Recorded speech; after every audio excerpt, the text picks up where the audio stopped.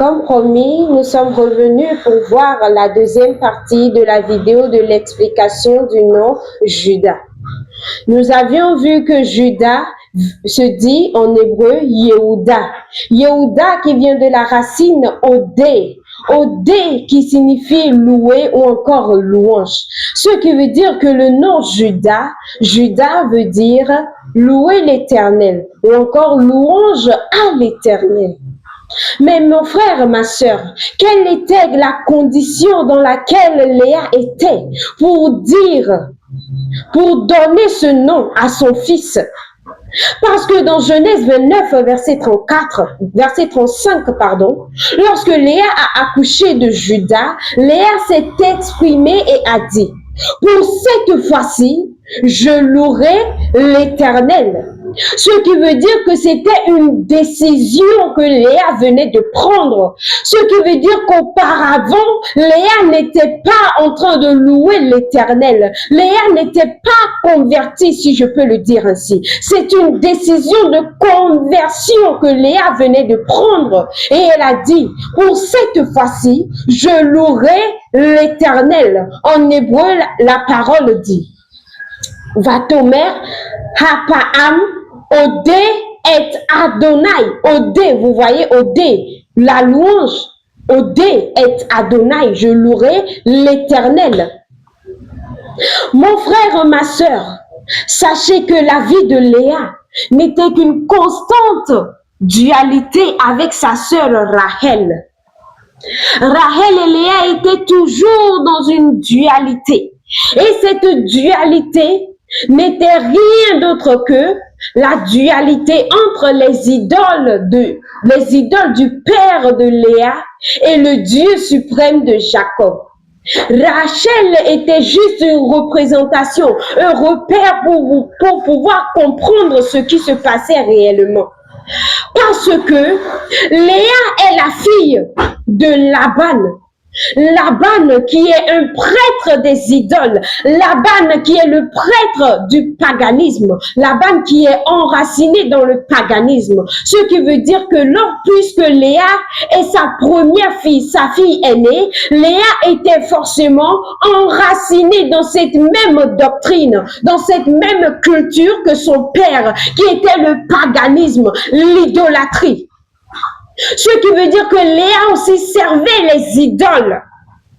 Léa était la prêtresse des idoles, celle que son père avait consacrée pour que après sa mort, Léa puisse pouvoir continuer l'œuvre de son père. Léa puisse continuer ce que son père faisait, qui était de servir les idoles. Mais Jacob est venu avec un autre Dieu. Jacob est venu avec le Dieu suprême et cela a fait que il y avait une dualité entre le Dieu suprême et le Dieu du père de Léa qui sont les idoles. Léa ne savait plus où mettre la tête. Léa ne savait plus du tout si elle devait suivre Jacob avec son Dieu ou si elle devait continuer à servir Laban, son père, avec ses idoles. Ce qui a créé un grand vide dans le cœur de Léa, un manque d'amour dans le cœur de Léa. Si je dis un manque d'amour, je ne parle pas de l'amour qu'un homme puisse donner à une femme, mais de l'amour qu'un Dieu puisse donner à sa fille. C'est ce dont je parle. C'est cela qui manquait dans la vie de Léa, jusqu'à ce qu'elle n'ait donné naissance à Lévi. C'est lorsque Léa a accouché de Lévi que sa vie a basculé.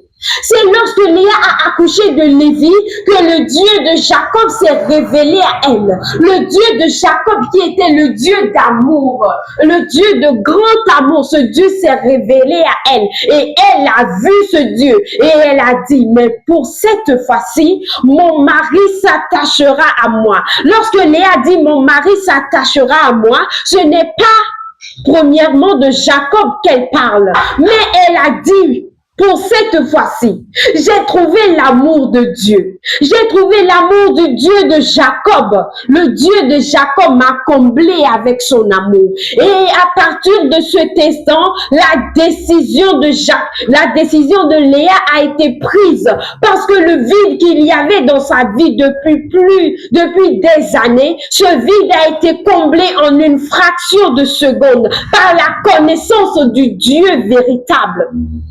Et la décision de Léa a été radicale au moment où Léa a accouché de Judas.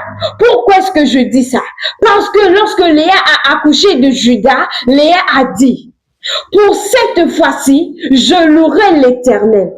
Et en hébreu, la parole a dit, va-t-on Rapaam, pour cette fois-ci. Odé qui est louange, je louerai. Et Adonai, c'est ce petit mot qui est dans cette phrase qui fait toute la différence. Ce mot qui est et.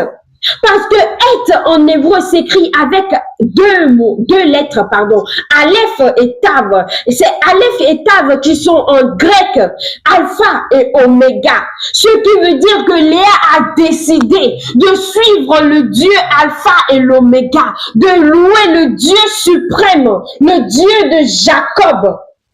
C'est ce Dieu que Léa a décidé de suivre à partir de l'instant où elle a accouché de Judas et elle s'est écriée par ses paroles.